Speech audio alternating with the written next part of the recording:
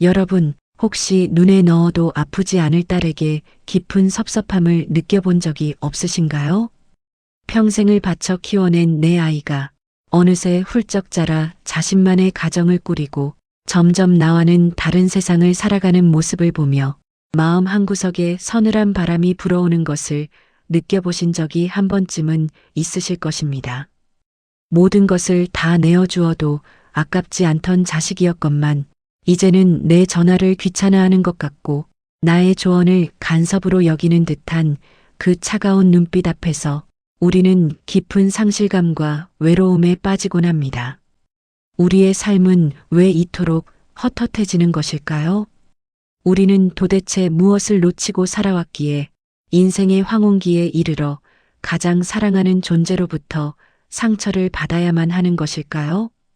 오늘 우리는 이 깊고 쓰라린 상실의 늪에서 빠져나와 노후의 삶을 진정으로 평안하고 독립적으로 이끌어가기 위해 반드시 알아야 할 세 가지 핵심 원칙을 살펴보고자 합니다. 첫째, 가장 잔인하지만 가장 필수적인 과정인 정서적 탯줄 끊어내기입니다. 둘째, 나의 존엄을 지키기 위한 절대적인 방어선인 경제적, 물리적 거리두기입니다. 셋째, 타인의 인정이 아닌 나 자신의 내면으로 침잠하는 고독의 정원 가꾸기입니다. 이야기를 시작하기에 앞서 한 어머니의 일상적인 모습을 잠시 떠올려 보겠습니다. 그녀는 매일 아침 눈을 뜨자마자 출가한 딸의 안부를 묻는 메시지를 보냅니다. 딸이 바쁜 출근길에 답장을 미처 하지 못하면 어머니의 마음은 온종일 불안하고 서운한 감정으로 요동칩니다.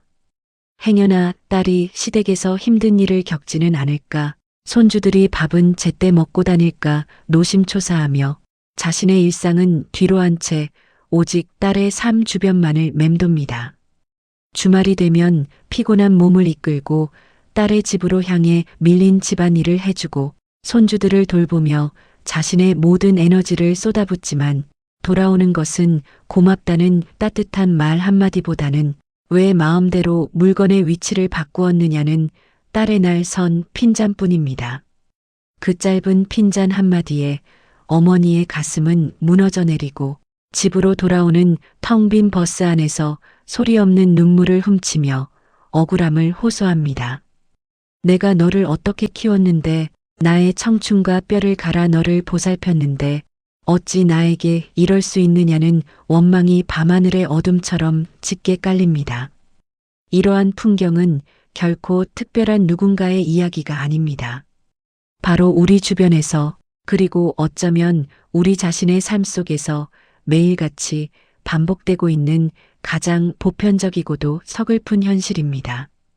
이제 우리는 이 아픈 고리를 끊어내야 합니다. 위대한 철학자 아르투어 쇼펜하우어의 날카로운 지혜를 빌려 우리의 노후를 갉아먹는 이 파괴적인 의존성에서 벗어나는 길을 깊이 있게 탐구해 보겠습니다. 첫째, 가장 먼저 실천해야 할 원칙은 바로 정서적 탯줄을 단호하게 끊어내는 감정의 독립입니다. 이 원칙은 말처럼 쉽지 않으며 수십 년간 이어져 온 끈끈한 애착의 습관을 거스르는 매우 고통스러운 과정일 수 있습니다.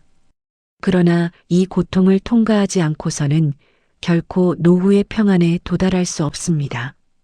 우리의 일상 속으로 다시 들어가 보겠습니다. 이영애 씨는 평생을 헌신적인 어머니로 살아왔습니다. 자신의 옷 한 벌 사는 것은 아까워하면서도 딸이 원하는 것은 무엇이든 해주려 노력했습니다. 딸이 결혼을 하고 아이를 낳은 후에도 이영애 씨의 삶의 중심은 여전히 딸이었습니다. 어느 날 이영애 씨는 텔레비전을 보다가 문득 우울감을 느끼고 딸에게 전화를 걸었습니다. 수화기 너머로 들려오는 딸의 목소리는 다급하고 건조했습니다. 엄마, 나 지금 회사에서 중요한 회의 중이야. 이따가 다시 걸게. 뚝 끊어진 전화기를 들고 이영희 씨는 걷잡을 수 없는 서운함에 휩싸였습니다. 내가 늙고 쓸모가 없어지니 이제 내 전화조차 받기 싫은 모양이구나. 그녀는 딸이 전화를 걸어올 때까지 하루 종일 아무 일도 하지 못한 채 전화기만 쳐다보았고 저녁 늦게 걸려온 딸의 전화에 결국 감정을 폭발시키고 말았습니다. 이 사소한 충돌은 결국 서로의 마음에 깊은 상처를 남기는 커다란 다툼으로 번졌습니다. 우리는 이 상황을 어떻게 바라보아야 할까요? 이영애 씨의 슬픔은 과연 딸의 무심함에서 비롯된 것일까요? 쇼펜하우어는 인간의 모든 고뇌와 불행이 타인에게 의존하려는 헛된 욕망에서 출발한다고 통찰했습니다. 그는 이렇게 말했습니다. 인간의 모든 불행은 혼자 있을 수 없는 데서 온다. 이 서늘한 문장 속에 우리의 문제를 해결할 핵심적인 열쇠가 숨겨져 있습니다. 우리는 자식, 특히 같은 여성으로서 깊은 공감대를 형성한다고 믿는 딸을 낳아 동일시하는 치명적인 오류를 범하곤 합니다. 나의 분신이자 나의 삶을 대신 살아주는 존재, 내가 슬플 때 당연히 함께 슬퍼해 주어야 하고 내가 외로울 때 당연히 곁에 있어 주어야 하는 존재로 착각하는 것입니다. 하지만 철학의 관점에서 볼 때 인간은 태어나는 순간부터 철저하게 독립된 개체이며 우주의 그 어떤 존재도 다른 존재의 영혼을 완벽하게 책임지거나 이해할 수 없습니다. 부모와 자식 간의 관계도 예외는 아닙니다. 아무리 내가 배 아파 낳은 자식이라 할지라도 그 아이는 나와는 완전히 다른 생각과 욕망, 그리고 자신만의 삶의 무게를 짊어지고 살아가는 독립된 타인입니다. 딸에게는 그녀 자신이 책임져야 할 직장이 있고 가정이 있으며 그녀 나름의 생존 투쟁이 존재합니다. 우리가 노후의 외로움을 달래기 위해 딸에게 의존하려 할 때 우리는 무의식적으로 그녀의 어깨 위에 감당하기 힘든 정서적 짐을 지우게 됩니다. 우리의 사랑이라는 이름의 기대는 상대방에게 숨막히는 구속으로 변질될 수 있습니다. 쇼펜하우어는 인간관계를 고슴도치의 딜레마에 비유했습니다. 추운 겨울날 얼어 죽지 않기 위해 서로에게 다가간 고슴도치들은 서로의 날카로운 가시에 찔려 상처를 입고 다시 멀어집니다. 떨어지면 춥고 다가가면 아픈 이 딜레마 속에서 고슴도치들이 찾아낸 유일한 생존법은 서로 상처를 주지 않으면서도 온기를 나눌 수 있는 적당한 거리를 유지하는 것입니다. 우리의 부모 자식 관계 또한 정확히 이와 같아야 합니다. 그렇다면 우리는 어떻게 이 정서적 탯줄을 끊어내고 건강한 거리를 유지할 수 있을까요? 가장 먼저 해야 할 일은 내 감정의 주인이 나 자신임을 철저하게 인정하는 것입니다. 내가 외로운 것은 딸이 전화를 하지 않아서가 아니라 내 삶을 스스로 채울 내면의 자원이 부족하기 때문이라는 뼈아픈 진실을 마주해야 합니다. 전화기를 붙들고 자식의 연락을 기다리는 수동적인 태도에서 벗어나야 합니다. 연락이 오면 반갑게 전화를 받되 연락이 오지 않는 시간에 대해 서운함을 품지 않도록 마음의 근육을 단련해야 합니다. 그들의 삶에 지나치게 간섭하려는 욕망을 내려놓으십시오. 그들이 도움을 요청하기 전까지는 함부로 조언을 던지거나 삶의 방식을 교정하려 들지 마십시오. 내 방식이 아무리 옳아 보일지라도 그들은 그들만의 시행착오를 겪으며 자신의 삶을 완성해 나갈 권리가 있습니다. 우리가 베푼 과거의 희생을 청구서처럼 들이밀며 보상을 바라는 마음을 버릴 때 비로소 우리는 자식을 있는 그대로의 타인으로 존중할 수 있게 되며 우리 자신 또한 과거의 굴레에서 벗어나 진정한 자유를 얻게 됩니다. 딸은 당신의 외로움을 치료해 주기 위해 존재하는 약이 아닙니다. 그 사실을 깊이 받아들일 때 우리의 마음은 비로소 서운함이라는 독소로부터 정화될 수 있습니다. 둘째, 우리가 노후의 존엄을 지키기 위해 반드시 명심해야 할 원칙은 함부로 내어주지 않는 경제적, 물리적 거리두기입니다. 마음의 독립만큼이나 중요한 것이 바로 현실적인 삶의 기반을 사수하는 일입니다. 이 부분은 많은 부모들이 자식을 향한 맹목적인 사랑과 책임감 때문에 가장 쉽게 무너지는 방어선이기도 합니다. 현실 속의 또 다른 흔한 사례를 들여다보겠습니다. 박정숙 씨는 남편과 사별 후 작은 아파트 한 채와 약간의 노후 자금으로 평범한 삶을 살고 있었습니다. 어느 날 딸 부부가 찾아와 집을 넓혀가는데 자금이 부족하다며 눈물로 도움을 호소했습니다. 박정숙 씨는 고민 끝에 평생을 살아온 아파트를 팔아 딸 부부의 집을 마련하는데 보태고 자신은 딸의 집으로 들어가 함께 살기로 결정했습니다. 처음에는 손주들의 재롱을 보며 행복할 것이라 믿었습니다. 하지만 현실은 너무도 가혹했습니다. 그녀는 눈을 뜨면서부터 잠들 때까지 쉴 새 없이 손주들을 돌보고 집안일을 해야 하는 무급 가정부가 되어버렸습니다. 나이가 들어 관절이 아프고 체력이 떨어져도 마음 편히 누워 쉴 공간조차 마땅치 않았습니다.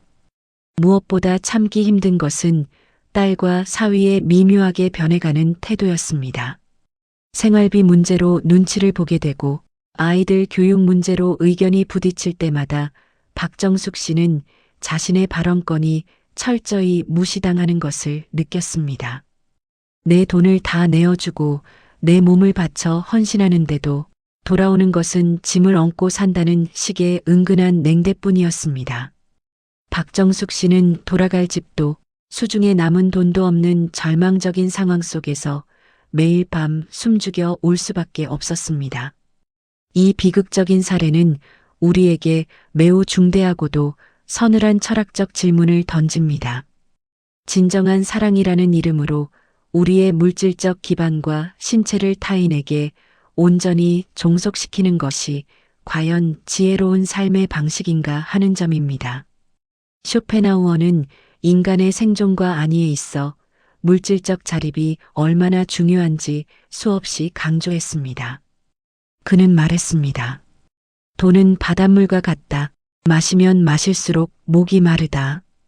그리고 덧붙여 노년의 빈곤은 인간을 가장 비참하게 만드는 최악의 재앙이라고 경고했습니다. 우리가 가진 경제적 자본과 물리적인 거주 공간은 단순한 돈과 시멘트 덩어리가 아닙니다. 그것은 세상의 냉혹함으로부터 나의 존엄을 지켜주는 가장 강력한 성벽이자 내가 주체적인 인간으로서 존재할 수 있게 해주는 최소한의 물리적 기반입니다. 많은 부모들이 자식의 고통을 덜어주기 위해 자신의 성벽을 스스로 허물어 버립니다. 자식의 실패를 막아주는 것이 부모의 도리라고 착각하며 노후 자금을 아낌없이 내어줍니다. 하지만 철학적인 관점에서 볼 때 이것은 자식을 사랑하는 것이 아니라 자식의 독립성을 훼손하는 것이며 동시에 부모 자신의 생존 권리를 포기하는 어리석은 행위입니다. 내 집이 없고 내 돈이 없는 노년은 날개 꺾인 새가 낯선 이의 둥지에 얹혀 사는 것과 같습니다. 아무리 혈육이라 할지라도 타인의 공간에서 경제적 주도권을 상실한 채 살아가는 인간은 필연적으로 타인의 눈치를 보게 되며 이는 자존감의 붕괴로 직결됩니다. 인간의 본성은 잔인하리만치 현실적입니다. 부모가 모든 것을 다 내어주고 빈손이 되었을 때 안타깝게도 많은 자식들은 부모의 희생에 감사하기보다는 짐스러워하는 것이 현실입니다. 이것은 자식이 특별히 악해서가 아니라 생존을 위해 각자의 이익을 우선시하는 인간의 보편적인 이기심에서 비롯된 자연스러운 현상입니다. 우리는 이 냉혹한 인간의 본성을 쇼펜하우어적 시각으로 직시해야 합니다. 그는 타인에게 나의 안위를 맡기는 행위의 위험성을 경고하며 인간은 오직 자기 자신에게 의지할 때만 안전하다고 역설했습니다. 따라서 우리는 어떠한 일이 있어도 경제적, 물리적 거리두기를 철저히 실천해야 합니다. 구체적인 조언을 드리겠습니다.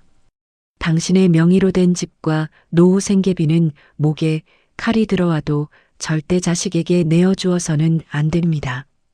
그것은 당신의 생명줄과 같습니다.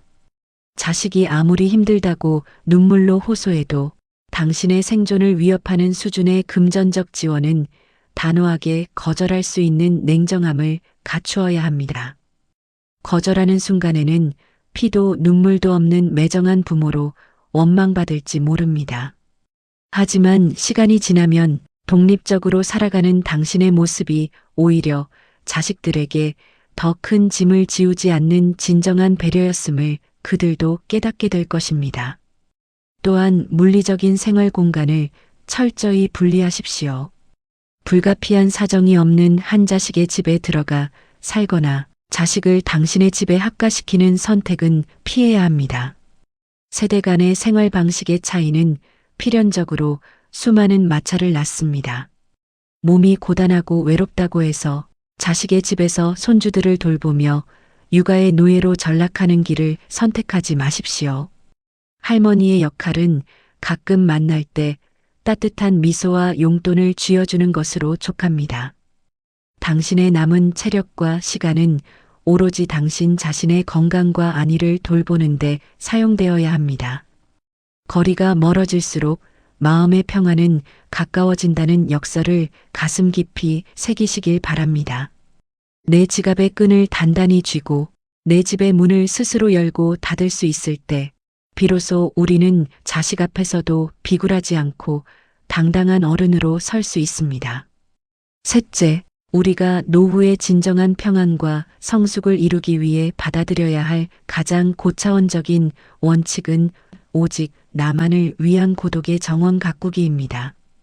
앞서 말씀드린 감정의 독립과 물리적 거리두기가 외부로부터 나를 지키는 방어막을 치는 과정이었다면 이 세 번째 원칙은 그 방어막 안에서 나 자신의 내면을 풍요롭게 채워나가는 적극적인 창조의 과정입니다.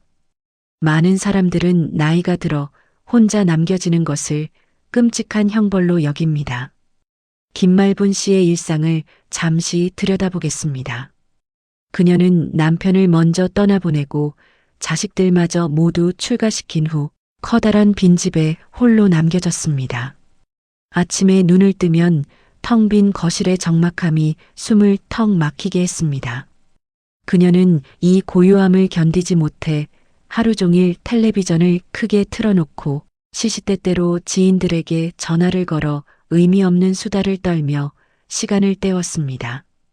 하지만 전화를 끊고 나면 더욱 짙은 허무함이 밀려왔고 자신을 찾아오지 않는 자식들을 원망하며 깊은 우울증에 빠져들었습니다. 그녀에게 혼자 있는 시간은 그저 두렵고 회피하고 싶은 고통의 연속이었습니다. 이처럼 많은 이들이 고독을 병적인 외로움과 동일시하며 그것으로부터 도망치기 위해 타인과의 관계에 병적으로 집착합니다. 하지만 쇼펜하우어의 철학은 고독에 대해 완전히 다른 위대한 통찰을 제시합니다. 그는 고독을 두려워하는 것은 스스로의 내면이 텅 비어 있음을 증명하는 것이라고 일갈했습니다. 그는 이렇게 선언했습니다. 인간은 오직 혼자일 때만 온전히 자기 자신이 될 수 있다. 그러므로 고독을 사랑하지 않는 자는 자유를 사랑하지 않는 자다. 이 얼마나 위대하고 찬란한 선언입니까?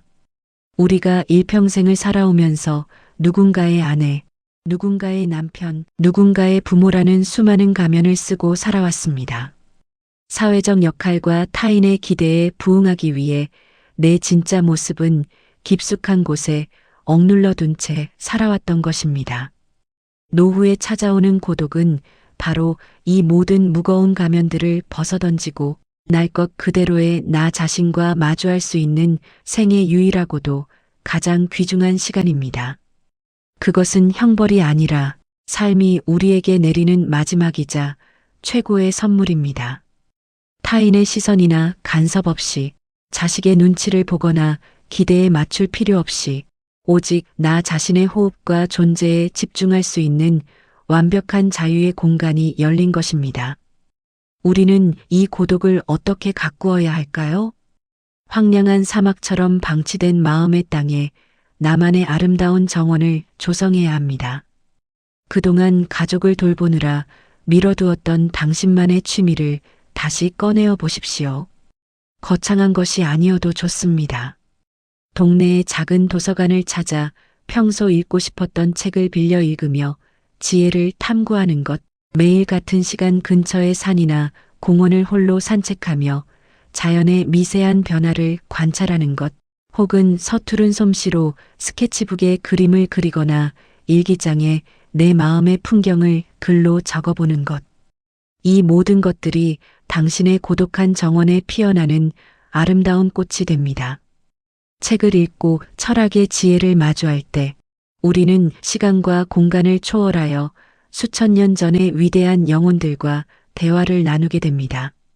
쇼펜하우어의 통찰력 있는 문장을 읽으며 나의 고뇌가 인류 보편의 것임을 깨달을 때 내 안의 자그마한 상처와 자식을 향한 서운함은 거대한 우주의 먼지처럼 작고 무의미하게 느껴질 것입니다.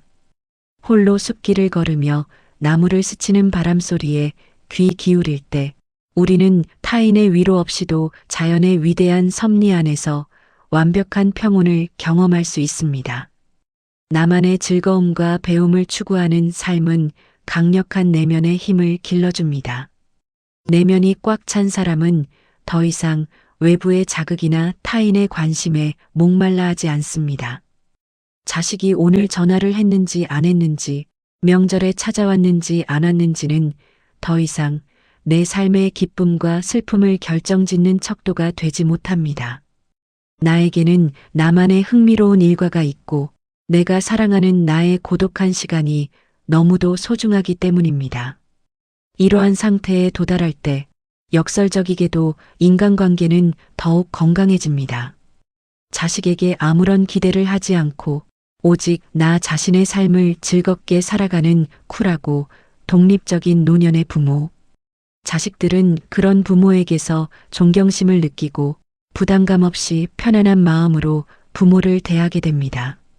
무엇인가를 바라고 쥐어짜내는 관계가 아니라 서로의 독립성을 인정하며 가끔 만나 반갑게 웃어줄 수 있는 진정으로 성숙한 가족관계가 형성되는 것입니다.